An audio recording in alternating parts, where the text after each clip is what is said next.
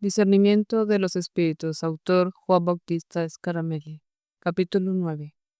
Caracteres del espíritu diabólico acerca de los movimientos o actos de la voluntad del todo opuestos a los caracteres del espíritu de Dios.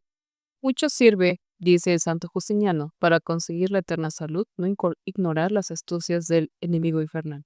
Pero es menester tener luz en la mente para descubrirlo. Lo explica con la variedad de un ciego que viene a un singular combate con un enemigo que tenga la luz clara y viva en los ojos. ¿Y cómo dice él? ¿Puede esperar el ciego alcanzar victoria? ¿Y cómo podrá un soldado de Cristo vencer al demonio, su capital enemigo, que tiene 100 ojos para engañarle, si su divino capitán no le aclara la vista interior de su mente para descubrir sus engaños? Aún el que tiene buena vista tiene bastante que hacer para defenderse de sus engaños. ¿Cómo podrá pues defenderse el que no tiene luz para verlo? Para que pues el lector no hierre en la conducta de sus penitentes, si fuere director de las almas, y si no lo fuere, para que no hierre en el gobierno de sí mismo, quiero darle aquí algunas luces para conocer las artes fraudulentas con que obra en nuestra voluntad el demonio. En el capítulo pasado di algunas señas de las mociones divinas en nuestra voluntad.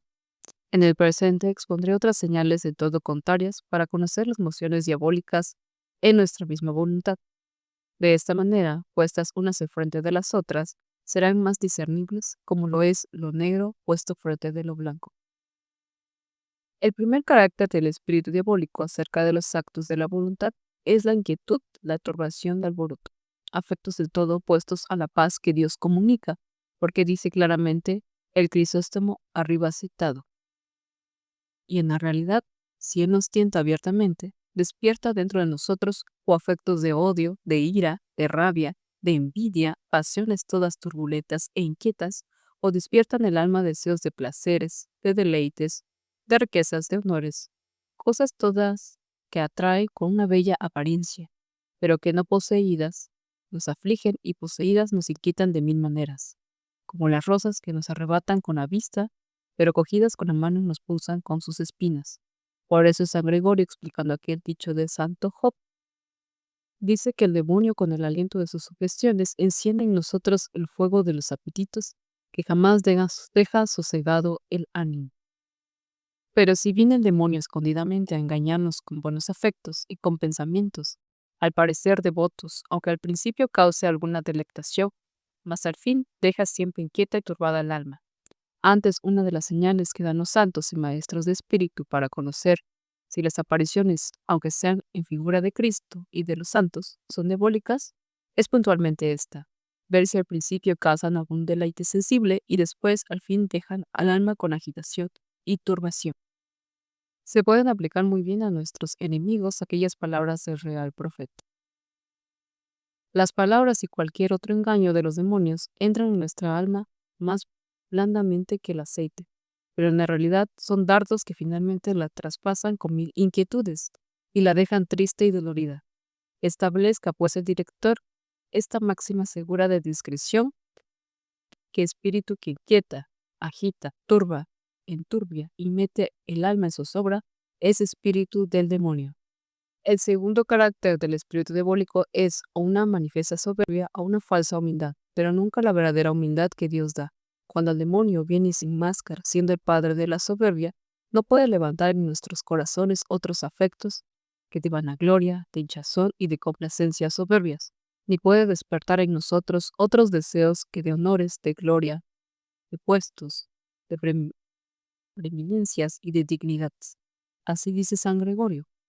Si alguna vez sucede que el enemigo se introduzca en las cosas espirituales para engañar a alguna persona incauta, luego se hace conocer por lo que él es, infundiendo espíritu de vanidad y de hinchazón, con que se llene de vanas complacencias, tenga a los otros en nada y a sí misma en mucho. Si con esto logra él infundir en su corazón este espíritu perverso, entra después en su plena posesión y hace de él lo que quiere. Así enseña Juan Gerson y lo demuestra todos los días la experiencia. Verdad es que haciéndose ver el demonio en esta forma, altanero y vano, es menos peligroso porque es fácil de conocerle por lo que él es. Todavía es más de temer cuando viene enmascarado bajo la apariencia de una falsa humildad, porque no siendo conocido, entonces el traidor haya entrada. Esto sucede cuando nos trae a la memoria los pecados pasados y las imperfecciones presentes, y nos hace ver la perdición en que hemos vivido o el miserable estado en que aún nos hallamos. Pero obra todo esto con una maligna luz que no produce otro efecto que alborotar el alma, revolverla, llenarla de aflicciones, de inquietudes, de amargura, de tribulaciones, de pusilanimidad y caimiento, y a veces de profunda melancolía. Entre tanto, el alma incauta no se defiende de estos pensamientos, porque hallándose con sus pecados y faltas delante de los ojos, en un bajo concepto de sí, cree que está llena de humildad, cuando en la realidad está llena de un veneno infernal. Oigamos sobre este punto a Santa Teresa. La verdadera humildad, aunque hace que el alma se conozca por mala y le dé pena el ver lo que es, pero no viene con alboroto, ni inquieta el corazón, ni ofusca la mente, ni causa sequedad, antes consuela. Duélese entonces de cuánto ofendió a Dios, y de otra parte la ensancha el seno para esperar su misericordia. Tiene luz para confundirse a sí misma y para loar a Dios, que tanto le ha sufrido. Mas en la otra humildad que mete el demonio, no hay luz para bien alguno. Parece que Dios lo mete todo a fuego y sangre. Es una invención del demonio, de las más penosas, sutiles y disimuladas que de él he conocido. Persuádese pues el director, que hay dos humildades, una santa que da Dios, otra perversa que mueve el demonio. La primera está llena de luz sobrenatural con que conoce el alma claramente sus culpas y sus miserias, se confunde interiormente y se aniquila, pero con quietud y siente pena, pero dulce, y jamás pierde la esperanza en Dios. Esta es un bálsamo del paraíso. La segunda humildad está llena de una luz infernal, que hace ver los pecados, pero con cierto tormento penoso, con turbación, con inquietud, con desmayo y con desconfianza en la bondad de Dios. Esta es un tosigo del infierno, que si no da muerte al alma, la vuelve a lo menos débil, enferma e inhábil para todo bien. Y aquí, para mayor claridad de esta importante doctrina, advierta con cuidado al lector que entre la humildad divina y la diabólica pasa esta diferencia, que aquella va unida con la generosidad y esta va junta con la pusilanimidad. La primera es verdad que humilla y tal vez aniquila el alma, a vista de su nada y de sus pecados, pero al mismo tiempo la levanta con la confianza en Dios, la conforta y corrobora. A más de esto, es pacífica, serena, quieta y suave, con lo cual el alma no solo espera el perdón de sus culpas, sino que también cobra ánimo para reparar con la penitencia y con las buenas obras sus caídas pasadas y presentes, y de su mismo nada toma mayor confianza para hacer grandes cosas en servicio de Dios. La segunda, al contrario, con una confusión turbia, inquieta, con un temor lleno de angustia y congoja, quita el alma toda esperanza, la hace vil y perezosa, la llena de desconfianza, de caimiento, de pusilanimidad y de desánimo, de desmayo. Le quita, en suma, todas las fuerzas espirituales para que no pueda moverse o a lo más se mueva con debilidad y languidez a las obras santas y virtuosas. Si le aconteciere al director el hallar en alguno de sus penitentes esta humildad perversa, como ciertamente le sucederá y no raras veces, especialmente en mujeres que de su naturaleza son tímidas y pusilánimes, la de abrir los ojos y hacer entender el espíritu diabólico de que está dominado y reducirlo al camino verdadero con los medios que luego propondré. El tercer carácter es de la desesperación o la desconfianza, o la vana seguridad, pero no una verdadera confianza en Dios. Sabe el demonio, dice San Juan Crisóstomo, que la confianza es aquella preciosa cadena que nos lleva al paraíso, porque con este santo afecto tomamos grande ánimo y nos levantamos a Dios. Por eso después de cometidos los pecados, nos mete afectos y pensamientos más pesados que el plomo, con los cuales se esfuerza llevarnos a la desesperación, que es el extremo de todos los males. Mas porque ve que raras veces consigue precipitar las almas de los fieles al abismo, casi irreparable de la desesperación. ¿Qué hace el maligno? Procura hacerlas caer a lo menos en una cierta desconfianza, con la cual, si no desesperan, ciertamente no esperan, y se industria con grande aliento en tenerlos firmemente abatidos, para que haciéndose poco a poco flacos y perezosos, no tengan ya más vigor para hacer algún bien. Y lo peor es que obra todo esto el demonio con un arte tan maliciosa y escondida que llega a persuadirles que es cosa justa y razonable el estarse así echados en aquel abatimiento de espíritu, porque después de haberles representado con aquella falsa humildad de que hemos hablado, las flaquezas pasadas o las faltas cotidianas, les sugiere otros pensamientos que tienen apariencia de verdad. Esto es, que grande es la bondad de Dios, pero que ellos se oponen con su malicia a las obras de la divina gracia. Que Dios está pronto a darles toda ayuda, pero que ellos no la merecen. Y finalmente, que todo el mal no viene de Dios, sino de ellos. Son lo cual, con lo cual, convencidos de estas y otras semejantes razones aparentes, se mantienen consternados en los brazos de su desconfianza. Esta es una de las más maliciosas astucias con que el enemigo infernal retarda a una gran parte de personas devotas su provecho espiritual, y especialmente a mujeres que, siendo de su naturaleza tímida, son fáciles a caer en estos desmayos. Caídas una vez en este hoyo, se quedan después allí envilecidas, sin poder dar un paso en el camino de la perfección. Ruego, por tanto, a los directores que velen con mucho cuidado sobre sus penitentes, para que no caigan jamás en esta red, y si alguna vez entraren dentro de ella, les hagan advertir luego el engaño.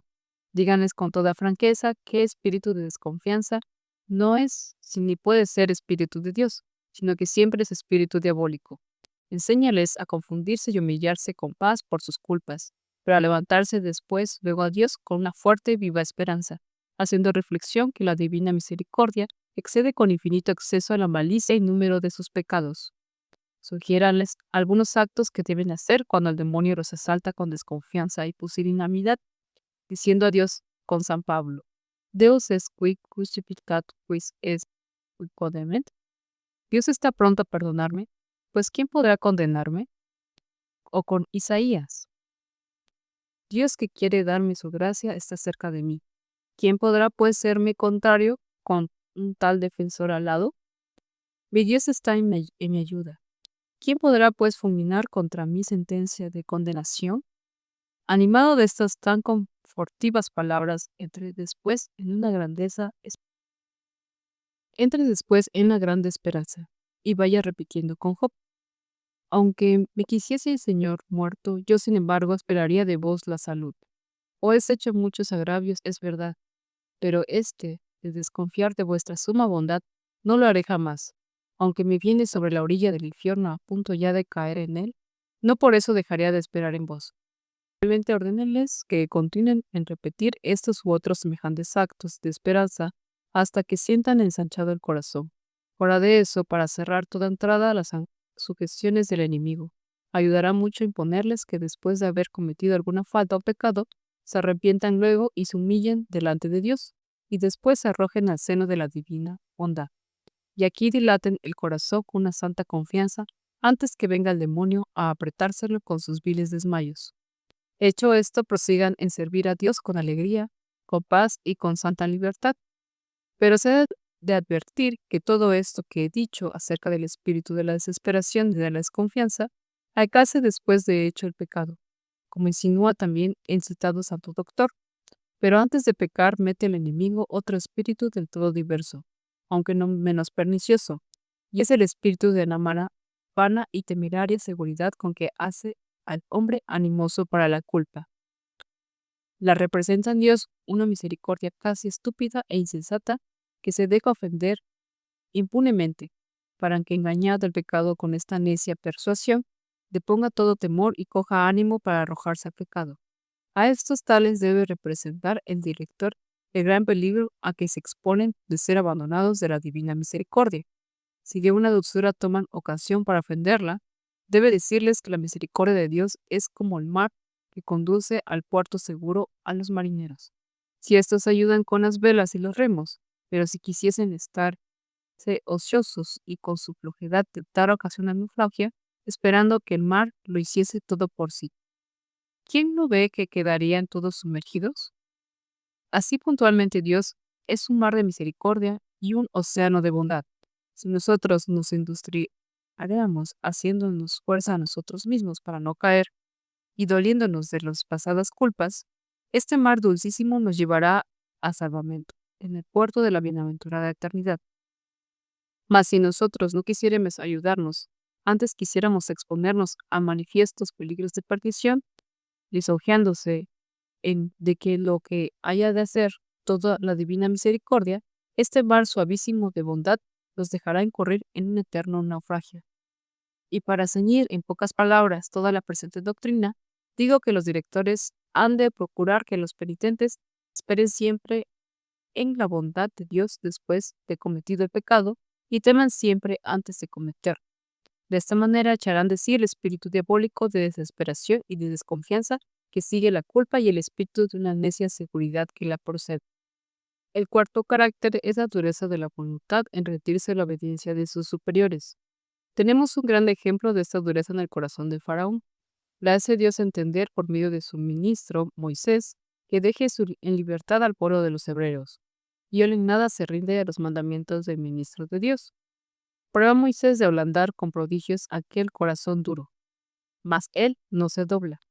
Tienta de quebrantarle con castigos, azotando de mil modos su reino y su corte, pero él no se conmueve con tan fuertes golpes. Parece al fin, una vez vencido de terror de los castigos, pues se resolvió a conceder al pueblo la deseada licencia, pero presto dio a conocer que estaba más duro que antes, porque después de la partida del pueblo fue tras de él con su ejército, y le persiguió hasta el Mar Rojo, ni se aquietó jamás hasta que quedó anegado dentro de aquellas olas. Parece que un corazón humano no pudiera naturalmente ser capaz de tanta dureza, si el demonio no le hubiera transfundido mucho de su espíritu protervo. Una cosa semejante acaece a aquellos que están dominados de espíritu diabólico. Tienen una cierta dureza de voluntad, con que se oponen abiertamente o a lo menos con mucha dificultad se rinden a las persuasiones, a los consejos, a los mandatos y a las represiones de los ministros de Dios, que en lo temporal o en lo espiritual, en lugar de Dios, los gobierna.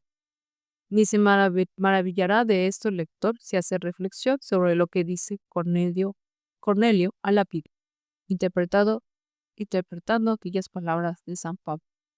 Enseña él que la palabra Belial, según la expresión de la lengua santa, significa el demonio, en cuanto es el príncipe y el padre de los desobedientes, habiendo sido el primero que apostató y sacudió el yugo de la obediencia y sujeción debida al Altísimo. Y por eso los desobedientes, los apóstatas, los rebeldes, y cuanto más son llamados hijos de Belial, es de saber hijos del diablo, por el espíritu renitente y rebelde que ha recibido de su pérfido padre. Y aquí se entenderá por qué Samuel, riñendo al desobediente Saúl, le dijo que al repugnar a la obediencia es pecado casi igual a la maldad de la idolatría. Porque es un volver las espaldas a Dios, que con sus mandatos nos estimula a la obediencia, por seguir el interior instinto del demonio, que con su soberbio y contumaz espíritu nos impele a la desobediencia. De esto se sigue que el espíritu diabólico jamás nos inclina a descubrir sinceramente a los superiores o padres espirituales los movimientos interiores de nuestra alma, porque como dice el mismo Cornelio, para descubrir sus engaños no hay más sano consejo, si queremos traer a los padres, a los santos y a la misma experiencia, que manifestar todos nuestros pensamientos y todos los movimientos de nuestro corazón a un hombre prudente, docto y pío, y especialmente al confesor y sujetarse a su consejo. Mas porque el demonio no quiere ser descubierto, aborrece esta claridad de conciencia, inspira en el corazón de sus secuaces un cierto horror a descubrirse y se lo prohíbe con sus sugestiones. No dice aún más que teme tanto el demonio este sincero descubrimiento que solo conferir con los superiores las propias tentaciones basta para que cese de molestarnos, y que no es menester más que esto para que él rompa la tela de sus engaños y se retire de nosotros avergonzado y confuso. Le decía el abad Doroteo en un sermón suyo que en tiempo de su juventud era tal vez tentado de no descubrirse al abad Juan su director con el pretexto de que ya sabía la respuesta que le había de dar. Pero él no se daba por vencido, sino que, conociendo la sugestión del demonio, la rechazaba con enfado y corriendo a los pies del santo viejo, le descubría sinceramente los secretos de su corazón. En realidad puede ser que el demonio, transformado en ángel de luz, exhorte tal vez a alguno engañosamente a hacer oración, a afligir el cuerpo con ásperas penitencias, a dar los defectos de otros y aún obedecer a los propios superiores, como sucedió a Santa Catalina de Bolonia, a quien, apareciéndosele el demonio en figura de Jesucristo, le dio muchas veces este sano consejo, bien con fin perverso, según la relación que ella misma hace en la obra suya. Pero no se halla que haya exhortado jamás a alguno a descubrirse de todo con sinceridad y candor a sus directores, porque él tiene la propiedad de los traidores y de los ladrones, que ninguna cosa temen más que el ser descubierto. Quede pues concluido qué dureza de voluntad en obedecer y obstinación en no descubrirse a los padres espirituales es manifiestamente espíritu diabólico. El segundo carácter es la mala intención en el obrar. Si el demonio tienta a obras malas, ya no se puede dudar que eso ingiere en la mente de quien obra intención mala.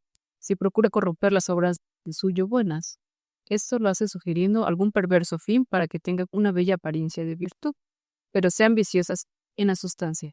Así, ejercitándose alguno en limosnas, en oraciones, en actos de caridad y de misericordia, y en otras cosas semejantes, despierta en el corazón una cierta gana de parecer bien con aquellas operaciones a los ojos de otros, y de adquirir estimación y crédito de bondad, o a lo menos le hace concebir estima de sí mismo, y procura que de tales obras le resulte una gran complacencia y un gran concepto de sí, y de este modo le engaña miserablemente, haciéndole parecer virtud lo que por mala intención es verdadero vicio.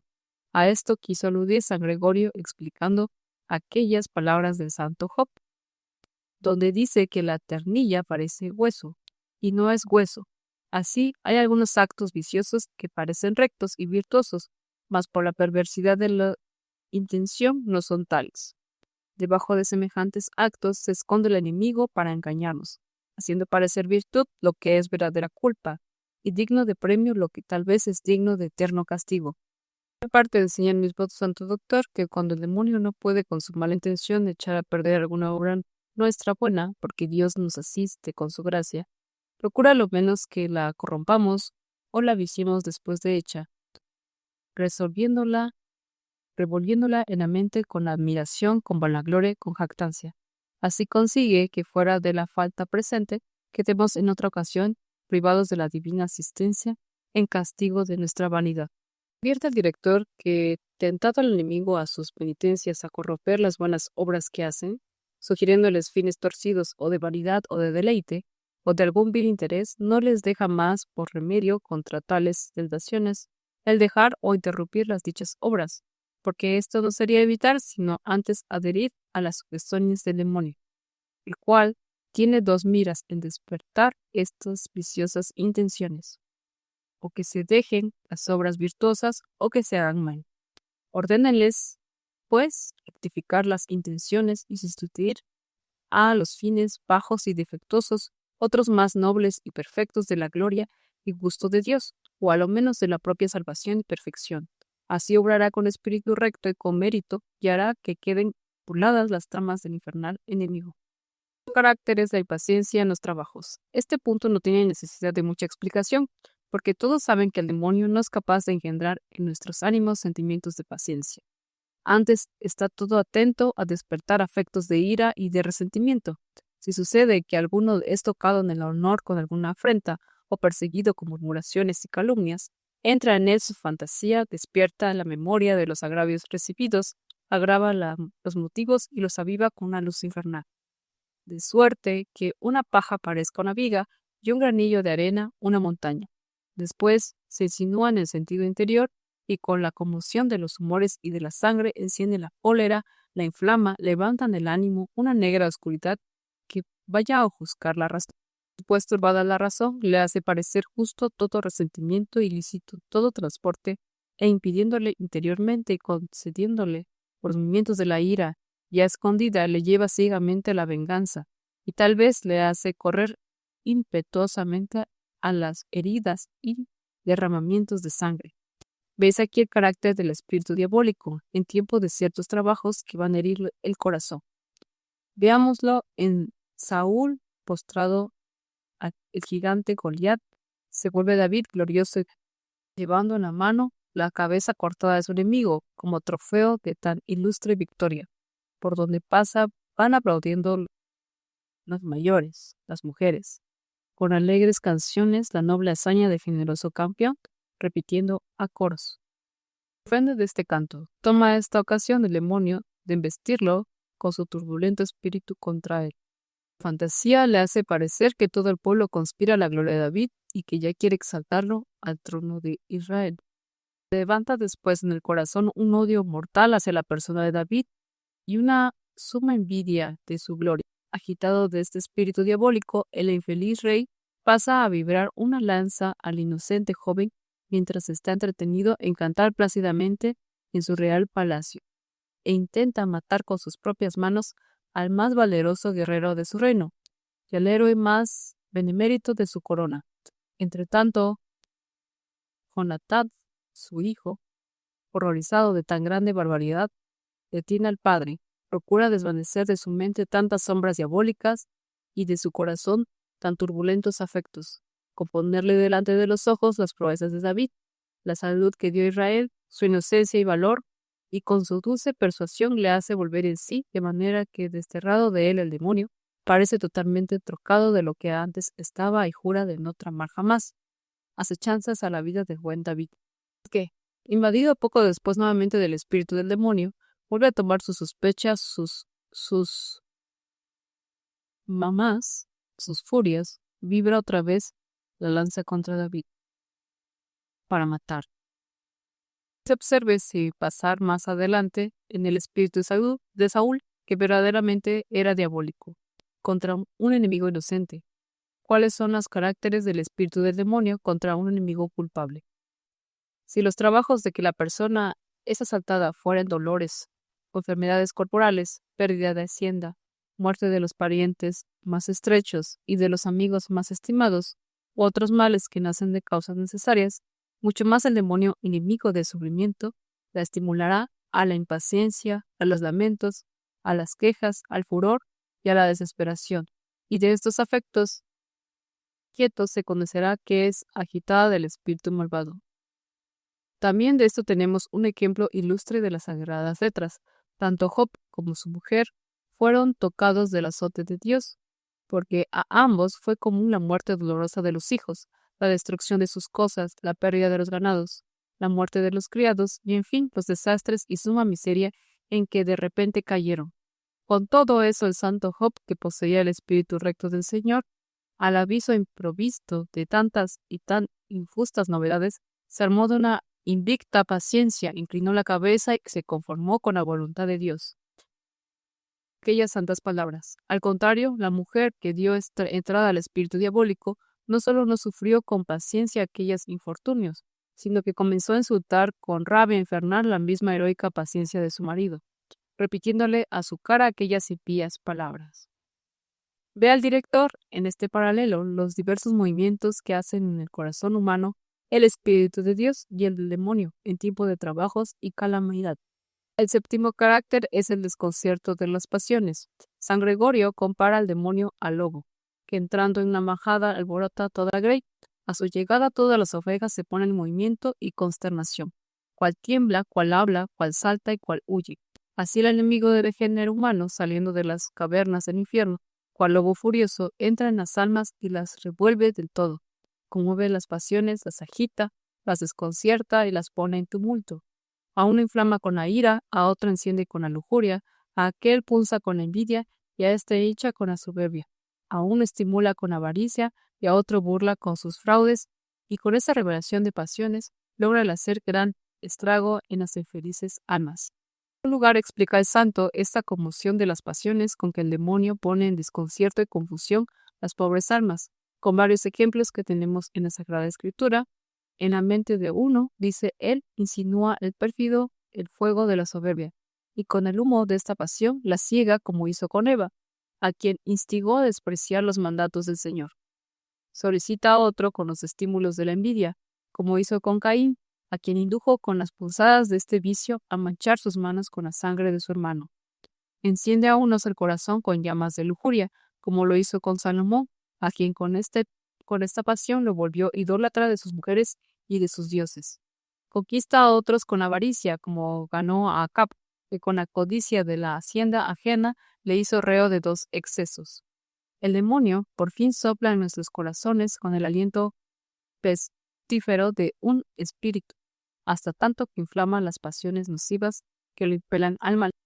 Por eso, si viera el director que su discípulo es asaltado de pasiones turbulentas que tiran a ofuscar la razón y tan impetuosas que hacen violencia a la voluntad para hacerla caer, crea que está revestido del espíritu diabólico. Es verdad que semejantes pasiones muchas veces tienen el origen de la naturaleza, mas ordinariamente reciben vigor y aumento del demonio. La naturaleza comienza con movimiento más manso, pero el enemigo que siempre vela por nuestro daño, la atiza, la enciende y la incita. Porque así como Dios está siempre a la puerta de nuestro corazón tocando con sus inspiraciones, el demonio, a manera de león furioso, como dice San Pedro, anda siempre rodeando la fortaleza de nuestro corazón, a fin de hallar alguna entrada para insinuarse y hacer estragos. Lo conoce después que hay en él conmoción de afectos desordenados, entra atrevidamente y con el fuego de sus sugestiones lo inflama. Si la pasión, pues, se levantare súbitamente por motivos ligeros, con desacostumbrada violencia y con modo poco contranatural, habrá entonces mayor razón para creer que el demonio sea el autor o a lo menos el promotor. El octavo carácter es la doblez, la ficción y la simulación. El padre de la mentira no puede engendrar en nuestros ánimos aquella sinceridad, veracidad y simplicidad que Dios comunica al espíritu de sus siervos. Sería entonces muy desemejante a sí mismo. Es preciso, pues, que ingiera espíritu de doblez y mentira. La sabiduría de este mundo, dice San Gregorio, consiste en encubrir con máquinas engañosas los afectos del corazón, esconder con palabras artificiosas los propios sentimientos, hacer que lo falso parezca verdadero y lo verdadero falso. La doblez y ficción malvada, prosigue Santos, se estima tanto en el mundo que es objeto de admiración a quien no la tiene y es materia de soberbia y arrogancia a quien la posee. Esta prueba que también se deben atribuir al espíritu del demonio, mientras estos dos espíritus, como ya dijimos, están enfederados para daño de nuestras almas. En fin, espíritu doblado y fingido jamás es bueno. El carácter es el hacimiento y apego muy contrario a la libertad del espíritu. No solo procura al demonio que estemos asidos con el afecto de los bienes terrenos, ya que de esto no se puede dudar, sino que pone todo esfuerzo para que tomemos apego a las cosas espirituales. Por eso, viéndonos apartados del mundo y de sus vanidades, despierta tal vez en nosotros en tiempo de oración ciertas ternuras y consolaciones sensibles. Procura que no paremos en estas más de lo que debíamos, que tomemos complacencia, que pongamos en ellas nuestro afecto y que volvamos a la oración, no por dar gusto a Dios, sino a nosotros, no por buscar nuestro provecho, sino nuestra satisfacción. Dice bien Juan Gerson. El demonio, transfigurado en ángel de luz, apacienta las almas incautas con ciertos manjares delicadísimos, que no parecen carnales, sino espirituales para la semejanza que tienen con aquellos manjares divinos que gustan los escogidos en la mesa del divino Padre. Tiene otra mira maligno en darles este pasto tan delicado que lisonjearles con aquel dulce, para que no vayan delante en el camino del espíritu, porque de semejante apego nacen muchas imprudencias e indiscreciones de espíritu, por las cuales dejan algunos de cumplir las obligaciones de su estado, de su instituto y de su empleo, o faltan a la caridad o a la obediencia por estarse largamente y más de lo debido en oración. Y fuera de eso, el mismo Dios no prospera los progresos de estas almas débiles que se buscan a sí mismas, al mismo tiempo que debían buscar solo a Dios.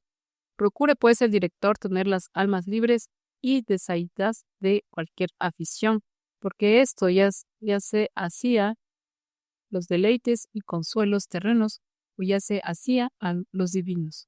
Siempre es defectuoso. El décimo carácter es la enajenación de Jesucristo y de su imitación. Para prueba de esto, basta el acordarse del gran desamor que han tenido a la persona del Redentor los falsos contemplativos y los herejes, en los cuales triunfaba el espíritu del demonio, aquellos hasta prohibir la meditación y borrar de la mente su memoria, y estos hasta prohibir su culto y veneración. Y esto debe causar admiración porque siendo el demonio enemigo curado de Cristo, sustenta máximas y afectos muy contrarios a su persona, a su vida y a su enseñanza, y los instila en las almas de aquellos en quienes domina con su espíritu malvado. Veis ahí que las máximas del demonio son de todo opuestas a las máximas del Redentor, y opuestos han de ser también los instintos que él despierta en los corazones humanos. Si encontrare, pues, el director alguna persona enajenada de la humanidad santísima de Jesucristo, de su meditación e imitación, no crea su espíritu, aunque parezca lleno de Dios, porque lleva consigo una señal muy clara de la diabólica ilusión. El 10º carácter es la falsa caridad y el falso celo. Dice tantas veces el citado San Gregorio, que el celo falso está lleno de impaciencia, de enojo y de soberbia, pero no así el celo santo que nace de la raíz de la caridad. Aunque muestre por fuera algún resentimiento necesario para la corrección del delincuente, retiene empero en lo interior toda la dulzura y compasión y va junto con la salda humildad con que se tiene por mejores que así aquellos que juzga dignos de corrección. Pues la primera especie de celo iracundo, turbulento e inquieto que tienes por padre la cólera y por madre la soberbia, es puntualmente el que quiere el embolio en el corazón de sus secuaces, no ya para enmendar las culpas de otros, sino solo para turbar la paz y romper la caridad fraterna.